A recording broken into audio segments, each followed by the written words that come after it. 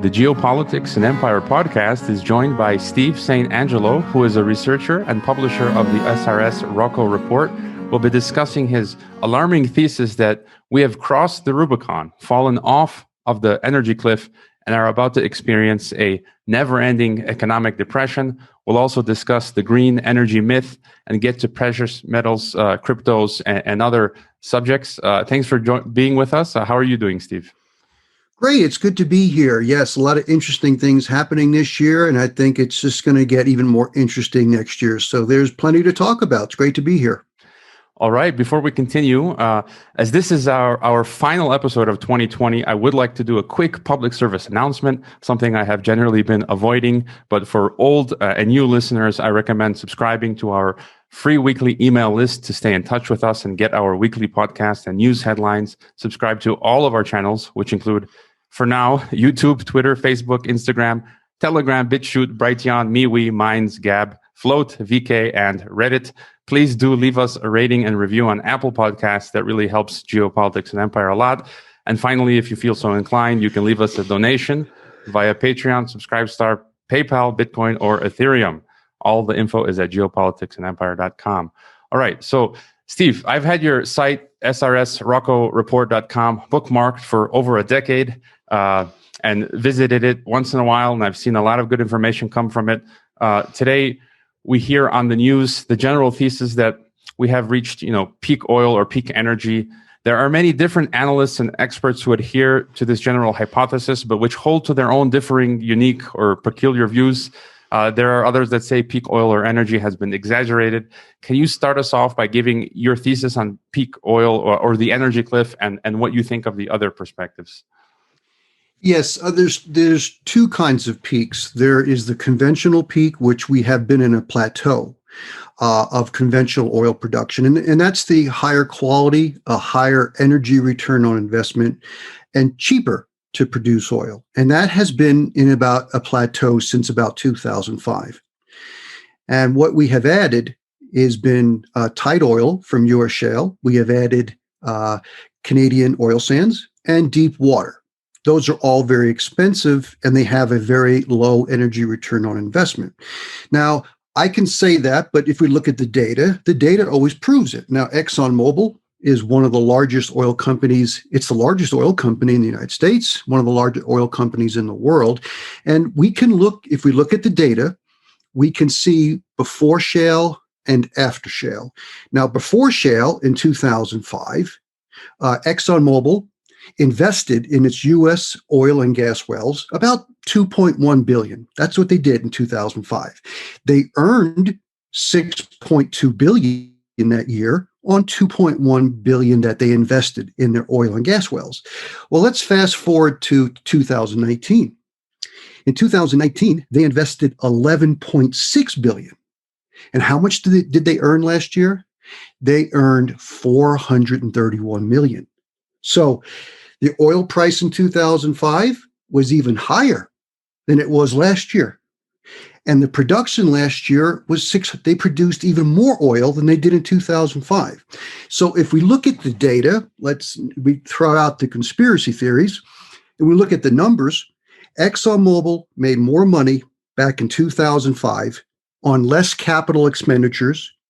And now if we look at what happened last year, they spent almost six times more capital, and their earnings were horrible. And this year it's even worse. So that's a perfect example of the falling energy return on investment. So this is what we're facing now. And so now we have, when we hit peak unconventional oil production, then we're going to start to see a real peak and decline of conventional. They're probably both going to happen at the same time. And this pandemic has seemingly sped the process up. So just looking at that factor, going forward, we're going to hit this energy cliff. And we can talk more about that, but that's it in a nutshell. That was a perfect example why we're starting to hit this energy cliff, because the capital it takes now to produce oil is going up exponentially. And the oil companies are not getting the same benefit as they were before they started getting into unconventional.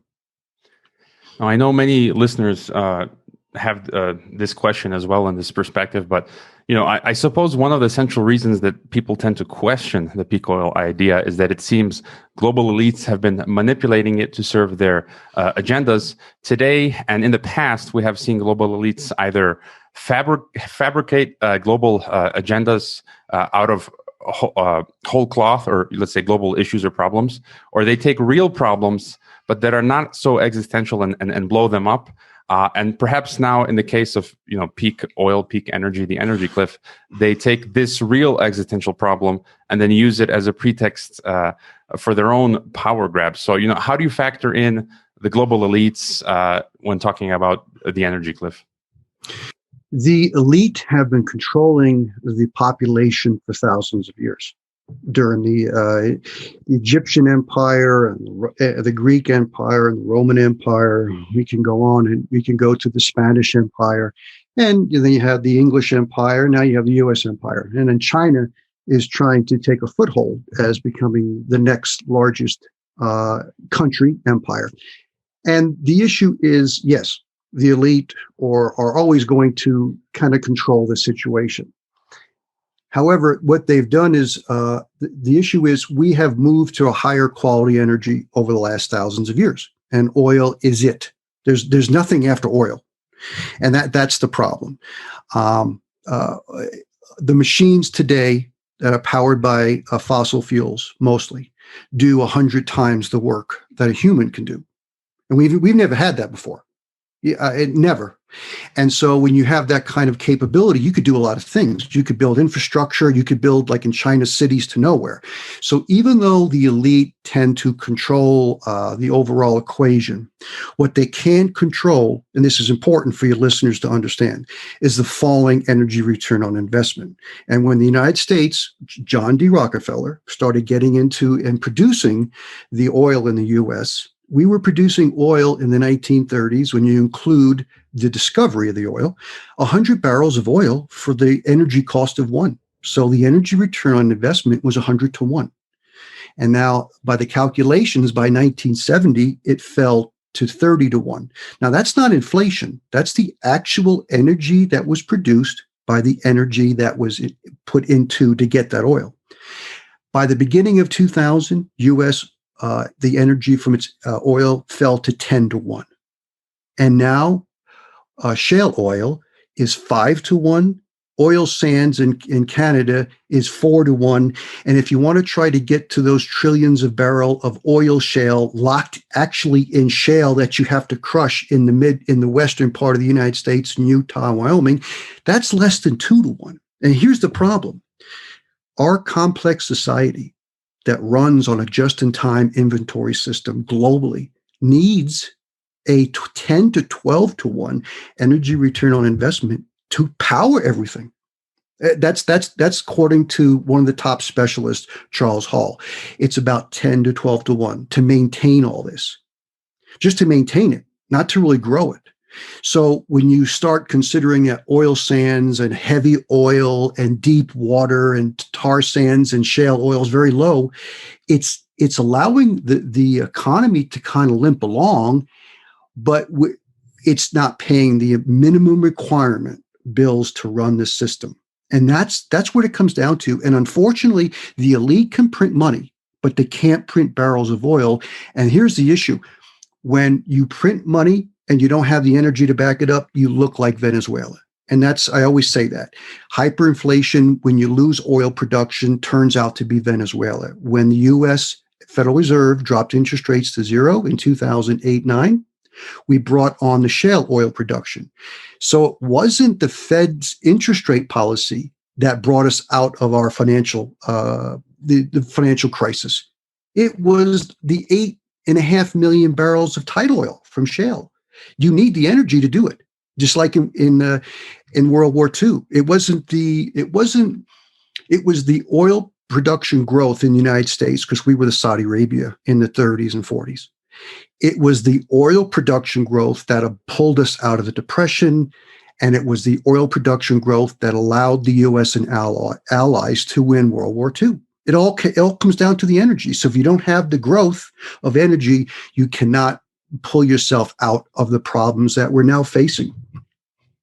So Shale basically just bought us a decade, and now we're really at the end of the cliff. And you say there's nothing after oil, and rightfully so. I don't see anything. But now, we have Klaus Schwab, the World Economic Forum, the EU, everyone touting these Green New Deals. Right now, I love solar energy. When I lived in the Gobi Deserts over a decade ago, I used the solar backpack from a wonderful company called Voltaic. I think listeners should check them out. But I certainly do not see solar or other renewables as any sort of replacement for traditional energy sources. But governments keep coming out and saying, renewable energy is here and it's going to save us. I think I read recently, for example, Tasmania has said that it has become 100%, its energy production or electricity has become 100% renewable. I believe Germany keeps notifying us of how its electricity generation via renewables keeps climbing. I think they're somewhere at 40%.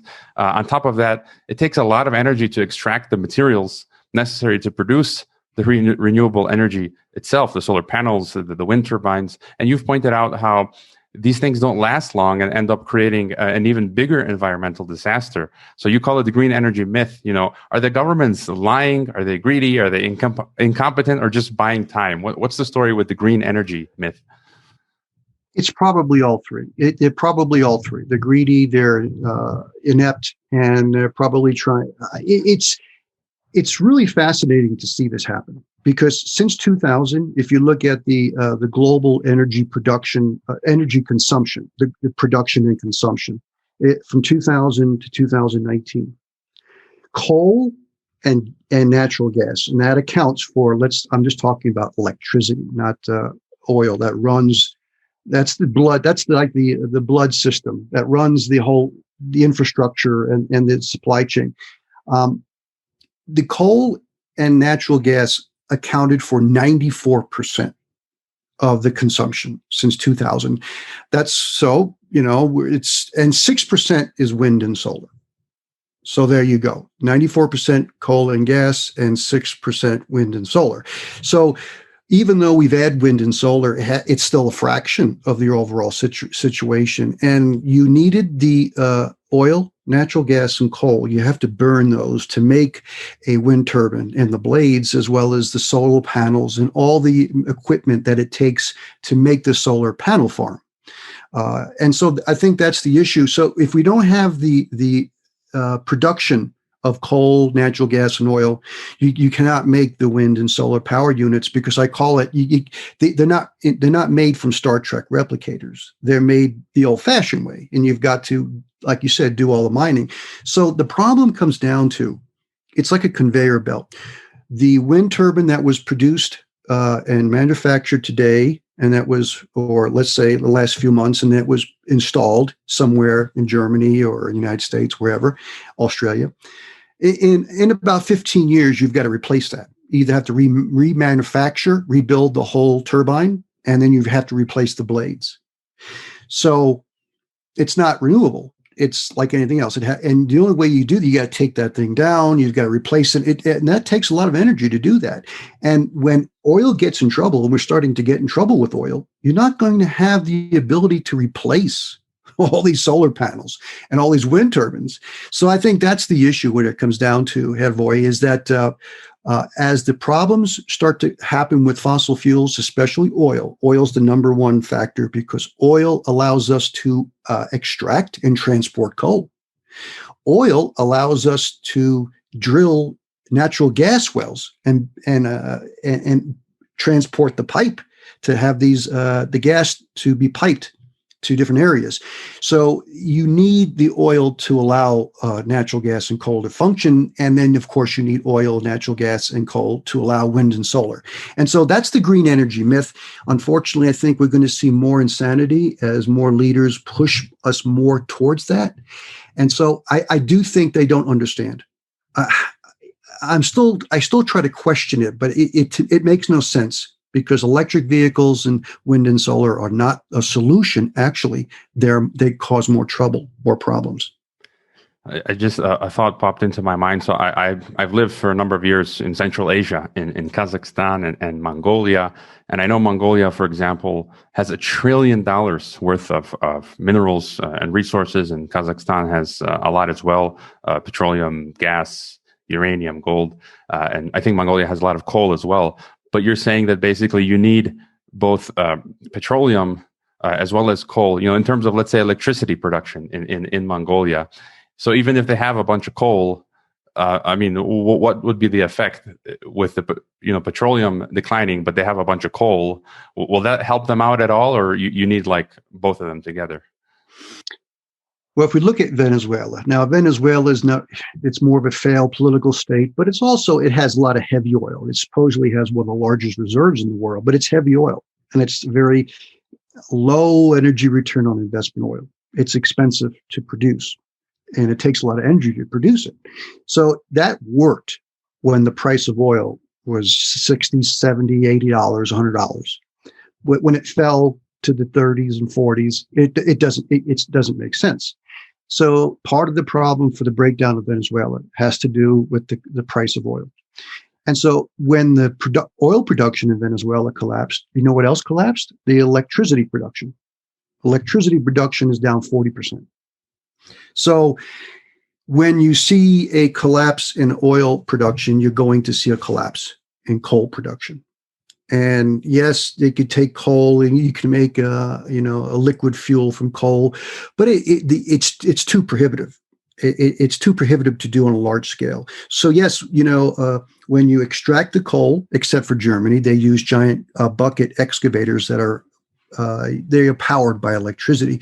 Most countries, most companies use mining equipment to extract coal.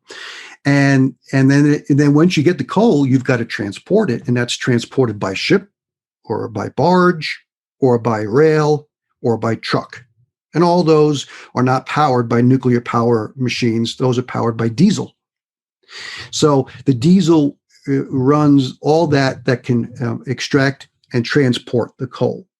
And so that's what it comes down to. And so I think a lot of people don't get that.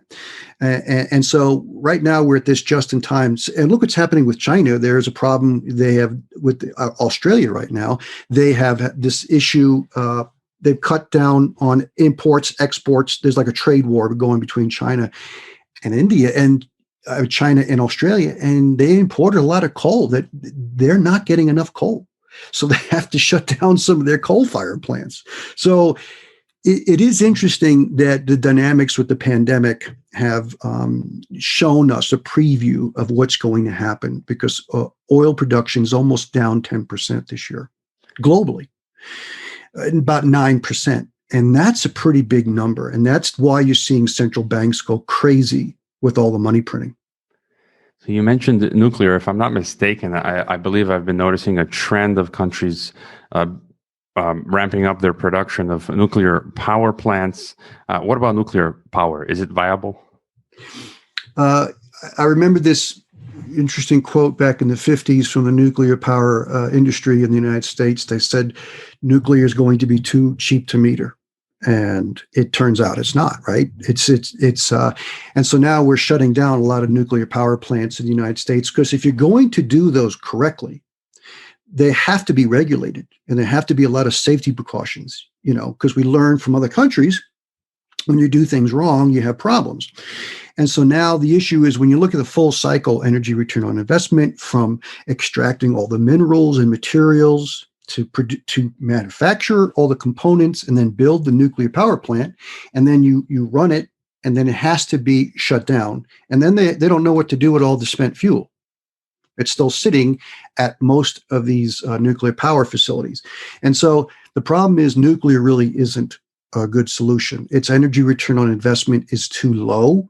And again, unfortunately, the world is not run by electricity.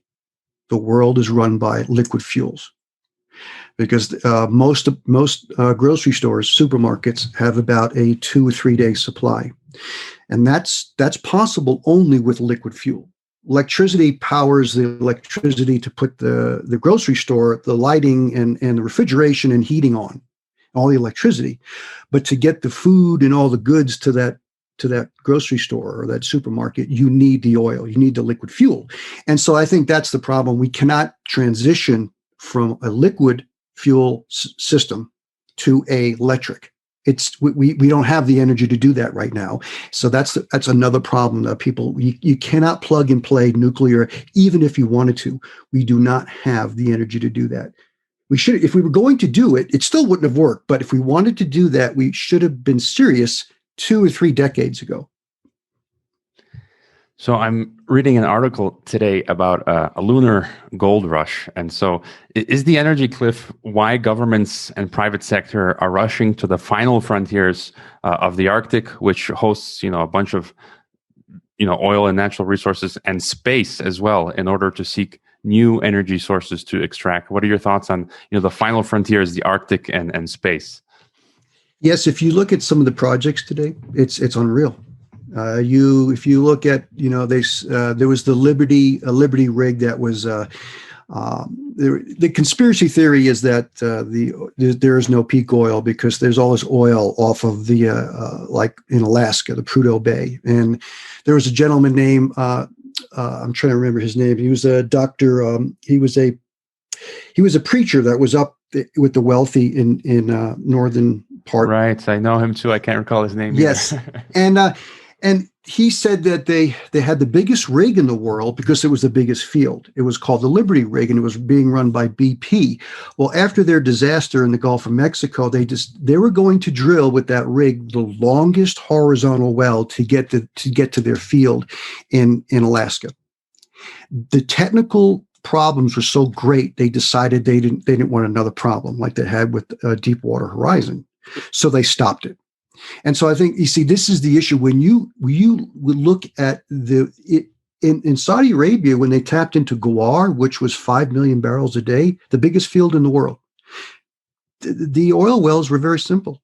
Most oil wells in the 20s and 30s and 40s were very simple, very easy, very inexpensive to produce, to access this very high quality oil.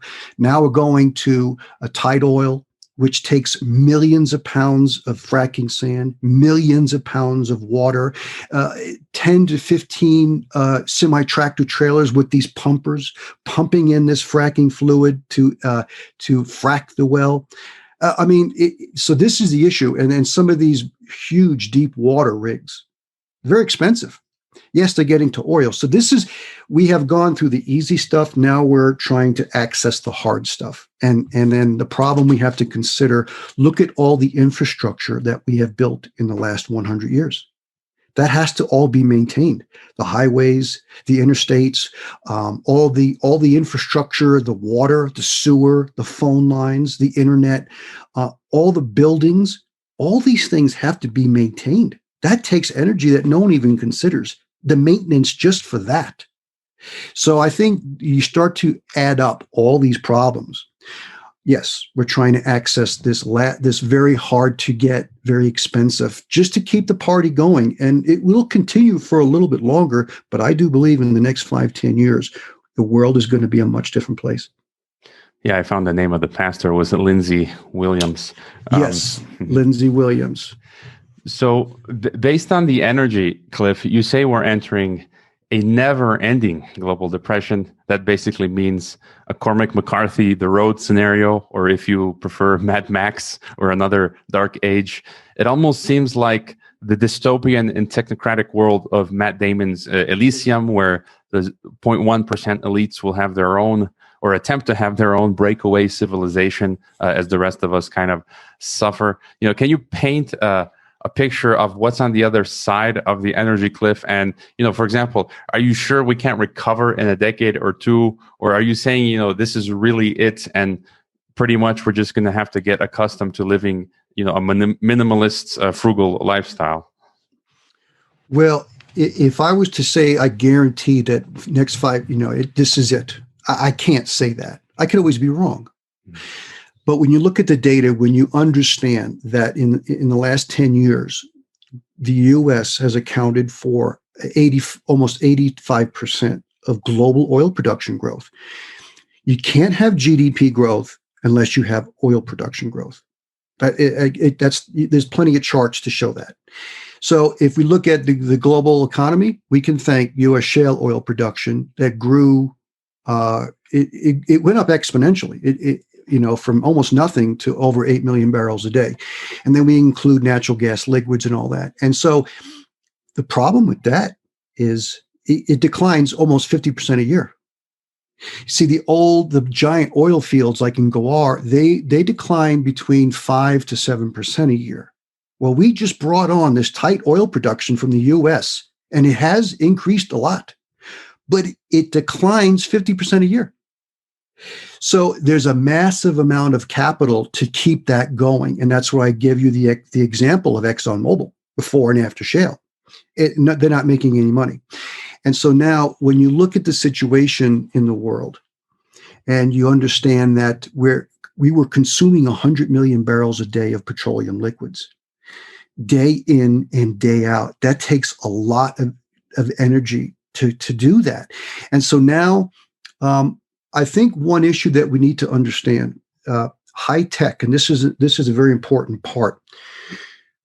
There's people think that the high tech is going to be the future. Well, if you look at the typical semiconductor that goes into graphics cards, goes into the computers, the servers that run everything, either the banking servers, even the servers that run the internet, those have to be replaced within about 4 years, the banking servers. Every 4 years, you have to replace those. You can update them a little bit, but about 4 years, you have to replace it. A Bitcoin miner is 2 years. It's even worse. You have to replace that in 2 years. Those semiconductors, from beginning to end, I did the research, 25,000 miles they have to round trip. So when you think of the high tech that the elite are going to have, the high tech, and then most of the people are going to be in squalor, you need a huge global supply chain of over 50 countries to be able to produce that semiconductor. When the system starts to, let's say the energy becomes problematic and the global supply chain starts to break down, you cannot make that semiconductor because those who manufacture those semiconductors are not telling other people their intellectual property. They're going to keep that with them.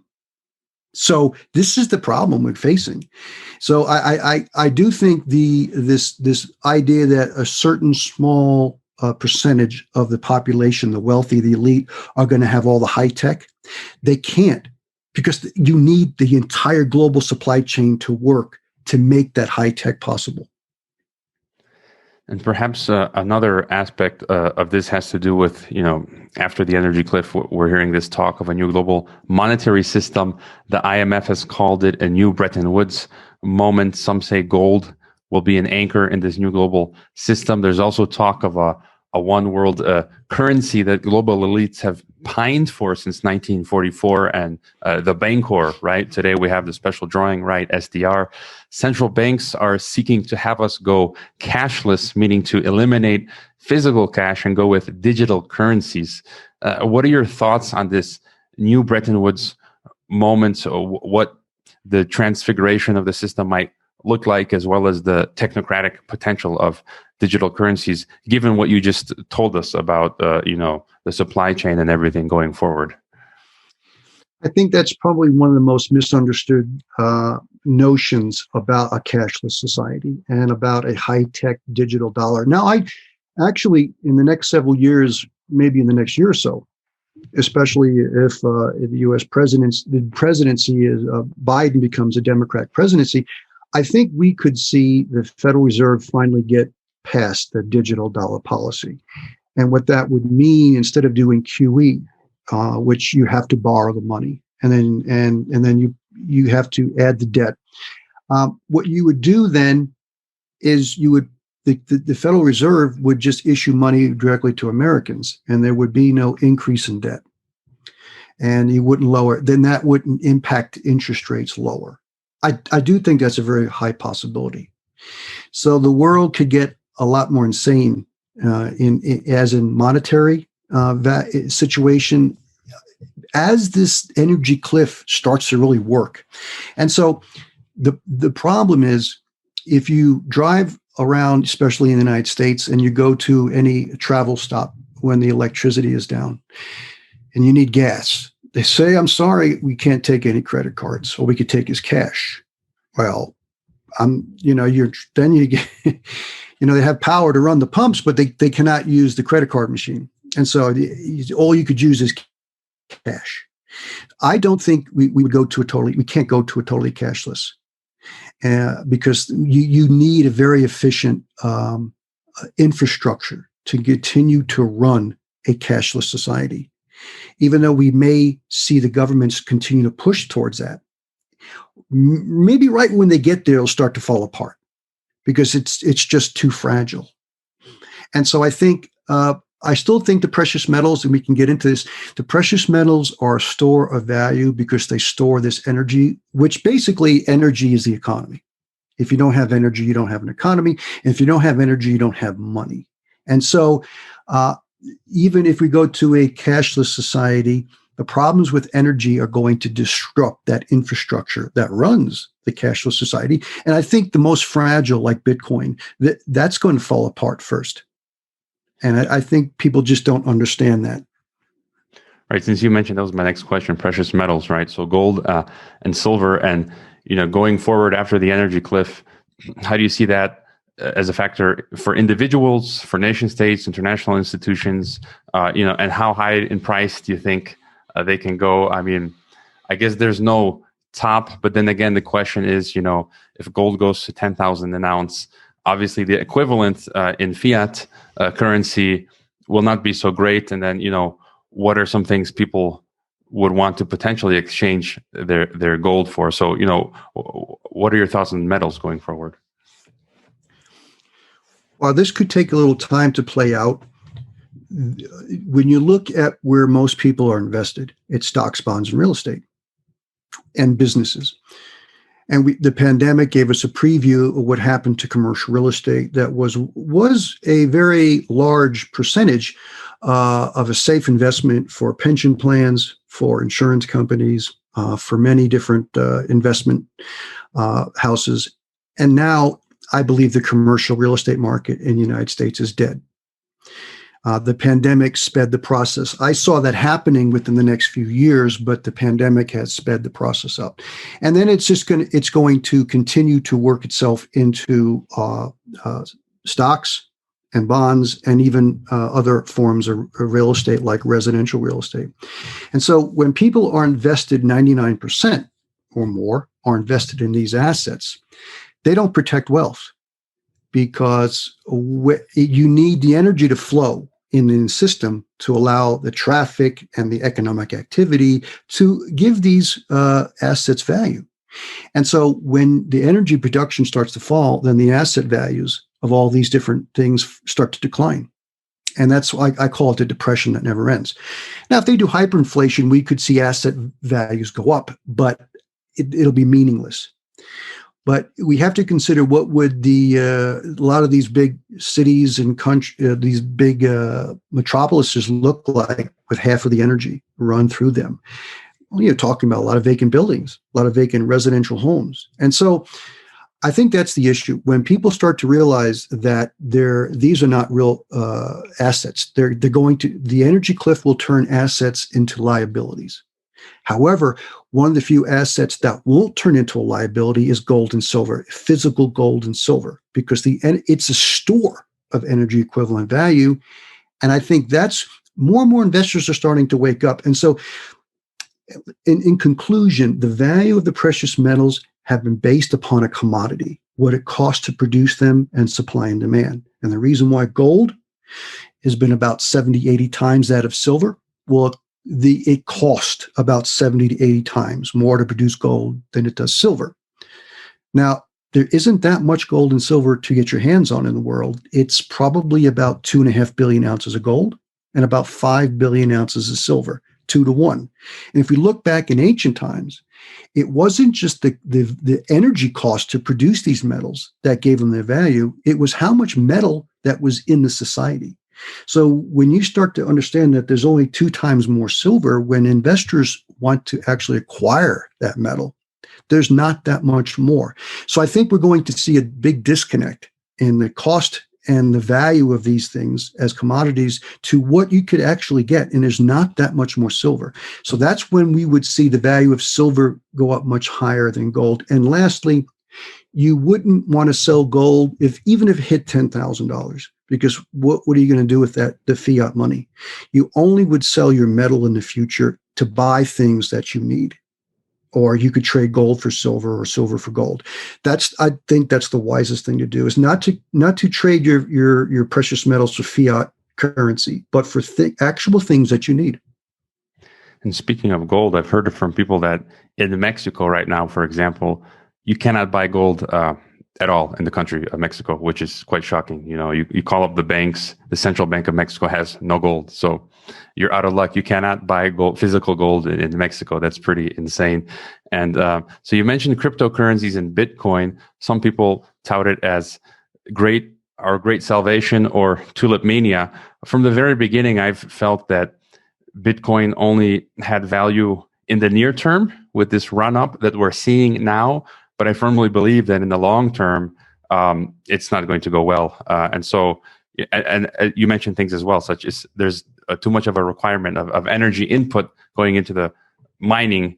And so what's your final thought on cryptos? Bitcoin may continue higher. I have no idea how high that Bitcoin can go. It could go, because you look at Tesla. Tesla is a perfect example of the .com on steroids. Investors actually go insane. And I'm not saying in a clinical, but in an investing mentality. They just go insane. I see so many fraudulent, and Jim Kanos is the legendary short seller. 30% of his companies that he's short are fraudulent companies. But what's amazing, the investors continue to push those stock prices even higher, even though they're fraudulent companies.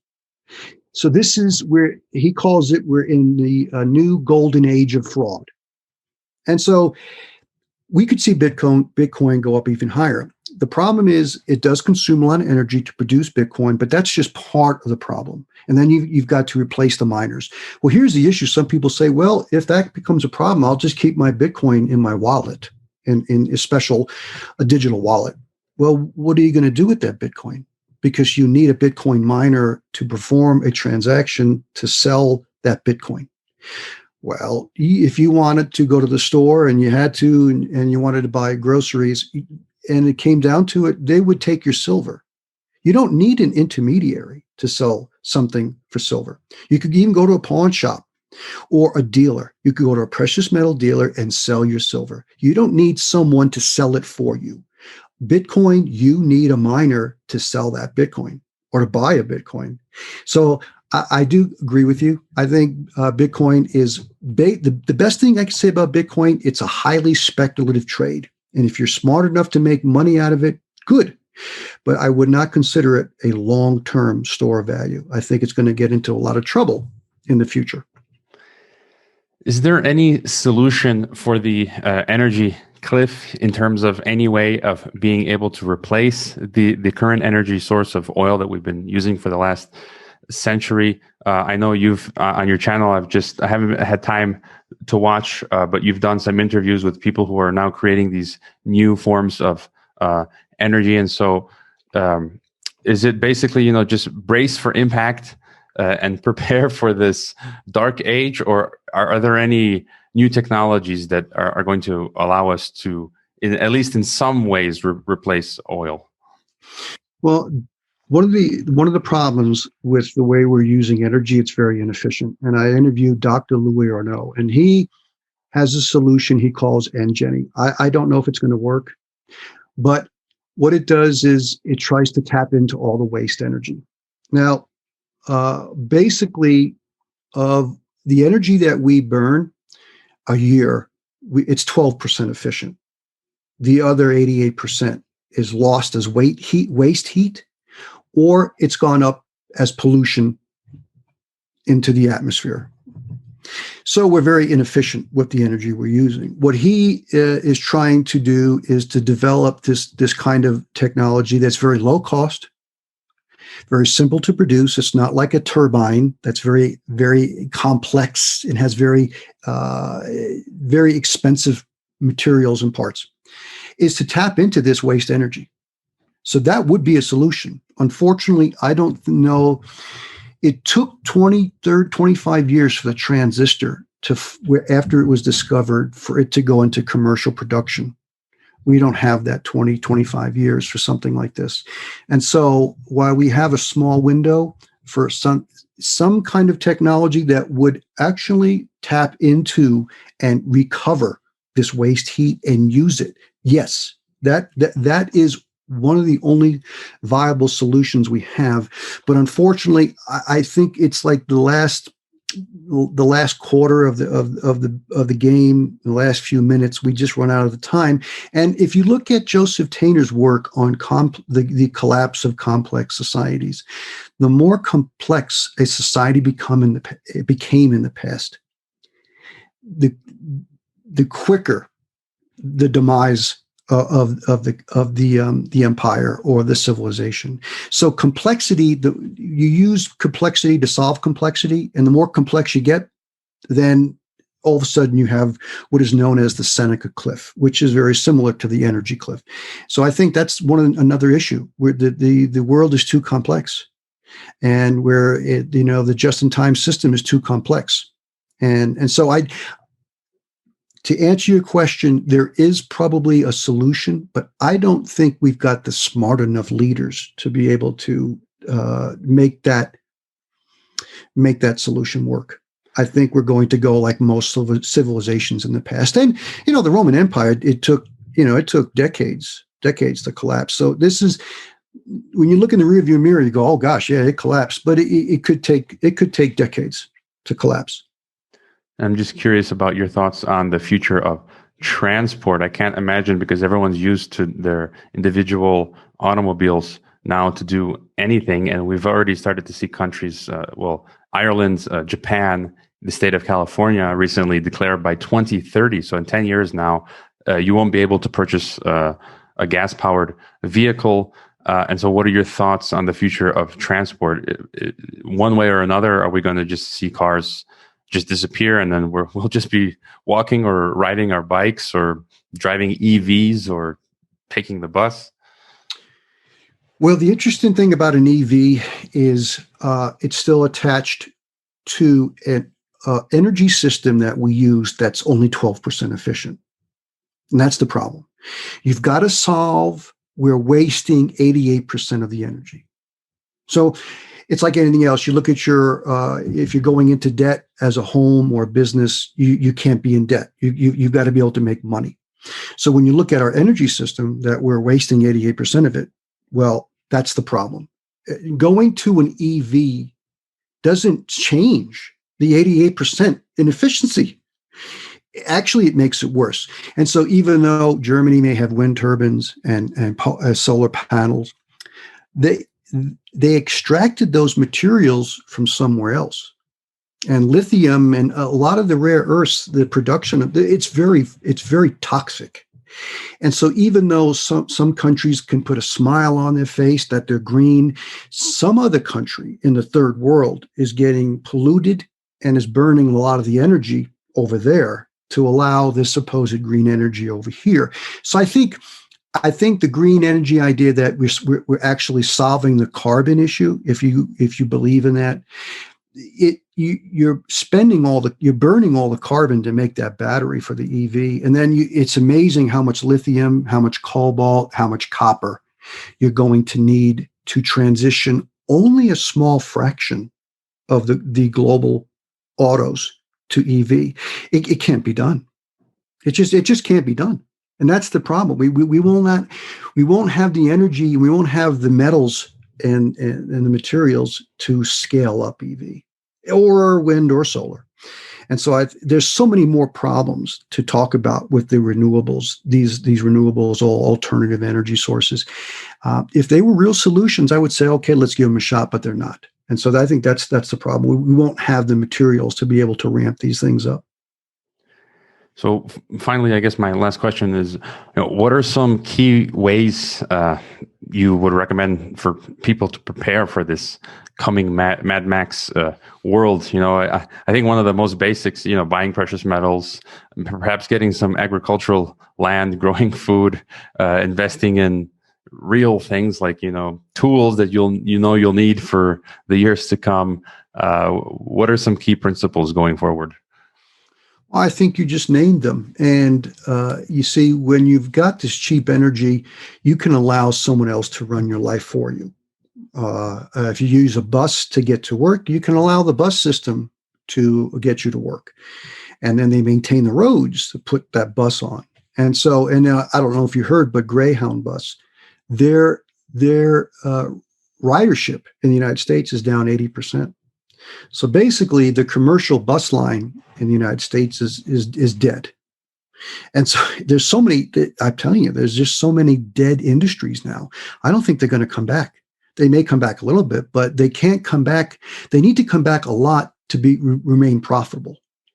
And so I think what you just said is what people need to do, because with the pandemic, we've seen people move from the big city because they're worried about what was shutdowns in the big city. You hear when they're going to shut down something that like maybe in London or in France, Paris, or maybe some of the largest cities in the US, in Los Angeles, people wanted to leave there. And so you see all this traffic, and people are selling their homes in the big city and they're moving to the suburbs, or maybe a few to the city, the country. So you're going to see more of the exodus to the suburbs, but the suburbs won't help either, because to run a suburb, it takes a lot of energy. So the next exodus is going to be to the country, because in the country, in a modest home on a little bit of land, you can do a lot better. You can survive. And so I think that's what we're going to see now in the next 5-10 years. This idea that people are going to be pushed more into a city, I don't think so. I think we're going to see more people move away from a city, because the cities you cannot maintain them on the energy. And so take control. People need to take control of their life. I believe people should be in precious metals because of the store of value, the energy equivalent value, and learn how to do things yourself, grow food, cook. Unfortunately, a lot of people don't even know how to cook. So I think if you do these things, it's better for you to grow your own food. It's better for you to know how to prepare your own meals. And it's better for you to take your responsibility of your life, because it is each individual's responsibility to take care of their life. Do you have any final thought for us? I believe 2021 is going to surprise people. The economic fundamentals, I think, are going to continue to disintegrate, even though we're seeing stimulus checks and money printing and all that. I think there was a major hit to the economy. And I was just looking at the refining capacity in the United States. It's down 3 million barrels a day from the same period last year. 3 million barrels a day in the United States, it's down. And so we may see a little recovery, but I don't think the people really realize how bad the situation is fundamentally, not stock market wise, but fundamentally. And I think we're going to see more of that next year. And I do believe that's going to impact the markets. So I think we're going to start to see some serious fireworks next year in 2021. And I do believe the precious metals, as I mentioned before, the amount of physical and ETF silver investment this year was the highest ever. The highest ever. It accounted for 75% of global mine supply. It's never been that high. If we get another year like that, I don't think they're going to be able to access the silver. So I do think we're in the next few years, we're going to see more record physical silver and gold buying. And so I think pay attention to the energy and pay attention to the precious metals and pay attention to the economic fundamentals. And I think people are going to be really surprised next year. Yeah, I would agree with you, and I think you've pretty much convinced me of your thesis on the energy cliff. You've pushed me off the energy cliff, so to speak. People can find SRS Rocco on Twitter, on YouTube, and your website. I believe the report has offered free content since 2013, but now you're going to be mostly offering your content only to paid subscribers. Can you tell us more about the report and what people can get from subscribing and your plans for 2021?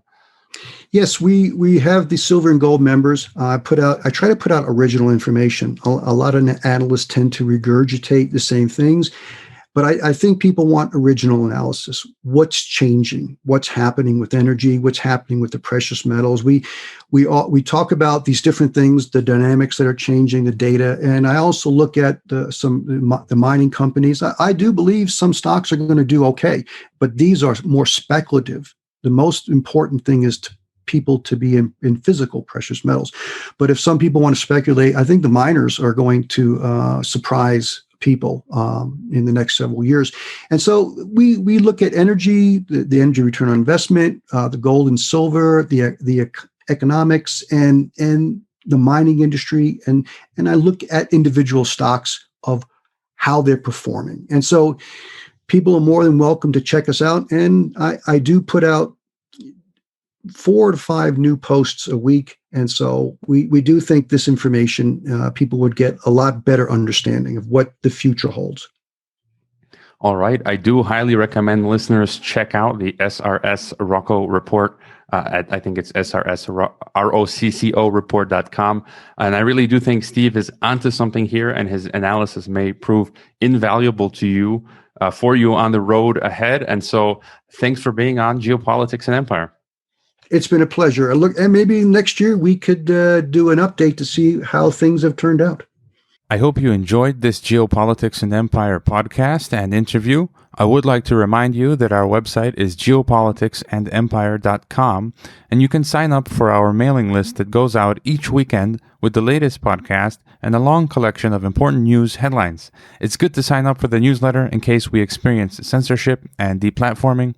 You can help the Geopolitics and Empire podcast by subscribing to and interacting with all of our channels such as YouTube, Twitter, Facebook, Gab, Minds, and Steemit. You can also help us by leaving a rating and review on your favorite podcast platforms such as iTunes, Castbox, Stitcher, Spreaker, and so on. Finally, if you value our work and our mission and would like to see us continue interviewing experts from across the political spectrum, please consider leaving a one-time donation via PayPal or Bitcoin, or becoming a regular monthly supporter on our Patreon. All the links can be found on geopoliticsandempire.com. Thanks for listening.